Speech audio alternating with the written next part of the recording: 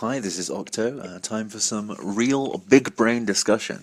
The video that we're about to watch is a commercial for some sort of, well, it's a brand of whiskey, I imagine, but I think I'm going to let the video speak for itself. If you hold similar political beliefs to myself, you'll probably understand why it's so repulsive, but we'll be getting into that discussion after we watch the clips. Hope you enjoy, and I will see you after this. No Irish need a ploy. We say goodbye, make our mothers cry, break hearts for the dream. And no Irish need a ploy. Who built the bridges, mate, and scraped the city skies? Then bled with your sons. The blend begun when I wed your lovely daughter. Maybe you shouldn't order, but you gave her away to be with me. Blend is the backbone of this place. We were all them once. And now we're just us. Just U.S. I am Blend. So are you. And you. And that other fella too. We are all Blend from the beginning to the end. So, glasses up. And I'll say I. To the beauty of Blend.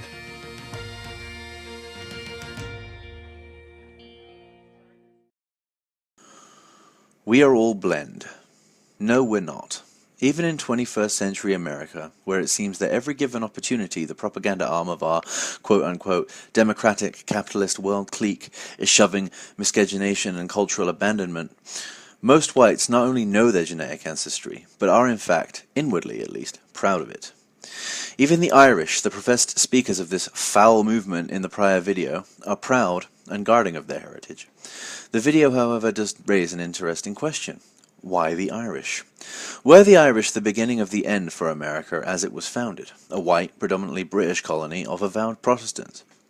History demonstrates that the Irish were the first large-scale challenge to the American identity. The work ethic, strict Protestant cultural values, and Yankee foundation of the 17th century and early 18th century America were about to become at odds with a large, professed group of outsiders. The Irish, chiefly distinct for their Catholic beliefs, were of course bound to conflict with the locals, and as history would have it, this did of course lead to violence and disdain. However, the stereotypes of the Irish being lazy, indolent, and criminal were not all entirely unfounded. While I won't bore you with anecdotes here, and I don't claim the Irish to be the only criminal group that entered America, they were absolutely the most prominent for the time. The gangs in New York, the river pirates, and of course the Boston mob families that established themselves over the decades following the first great Irish migration, I would say it's fair to say that the Americans, the founding Americans that is, colonials of British Protestant ancestry as discussed prior, had fair precedents for their criticism. All of the things the antagonists of the Irish proclaimed, however, I would argue became true. They accused the Irish of incompatible lifestyle and religion, and when you see them dye the Boston River green every year for St. Patrick's Day, Boston, the home of the Revolution and arguably one of the most historically significant cities in America, you can't help but be in awe of the flagrant disrespect of the host culture and replacement of said culture by that of the outside cultural group. Now, I hear you say, and I hear you argue, but the Irish have assimilated. And while this is true to a certain extent, you'll never be in doubt of who the Irish American is. He proclaims his heritage proudly and feels some intimate connection to a nation that is not technically his own, that being Ireland itself. Dual loyalty in immigrant populations is always a point of controversy, but from where I'm standing, the Irish in particular are a study in division.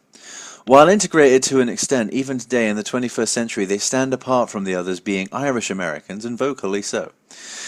The Irish immigration and cultural and economic toll on the American people stands as an example as to why civic nationalism doesn't really work, because the Irish wear the platitudes and sentiments of faux American culture as a thin veneer, holding true love and loyalty for their own homeland. Dual loyalty is not loyalty. The Irish were not Americans. They refused to become Americans, and even to this day, few profess to be wholly American. We are all Blend. Not yet, but we will be if we don't learn the lessons of history. Who will be the next Irish group, so to speak? Consider that the entire cultural character of one of America's oldest and proudest cities has been entirely changed and claimed by an outside population, and that said population claims many of the great achievements of the white Protestant Americans without contest. The Irish replaced the American culture in the lands they claimed home in claimed home in sufficient numbers. Probably have to retake that. America is not a nation of immigrants, nor blended. America is a nation of people at exile in their own country. Immigration exists in contrast and in spite of the American ideal, and not because of it. We are all blend, the war cry of a successful invader. If a relatively small group of Irish immigrants were capable of causing such short and long-term harm to the American character, take a moment to consider the state of immigration in the United States today, and what irreversible harm it is causing. Remember that today the Irish are celebrated as cultural American heroes and successful immigrants by succinct generations of brainwashed idiots who have bought into the idea of the melting pot wholeheartedly. America has become a melting pot, where culture, nation, and identity are boiled down to a tasteless mono-beige soup of global non-identity. The blend, as we've mentioned so many times. Maybe it's time to put a stop to it and not knock this particular pot off of the fire. So that was the video, a little bit roughshod, slipped over my own words like I'm doing right now, a little bit there, but it was all raw, you know, just one recording. I don't believe in doing double takes, even though, despite what I said. Let me know what you think down in the comments below. I won't bore you with that like and subscribe drivel. I'm not really here for the views, I just hope you enjoyed it. Alright, you have a good one.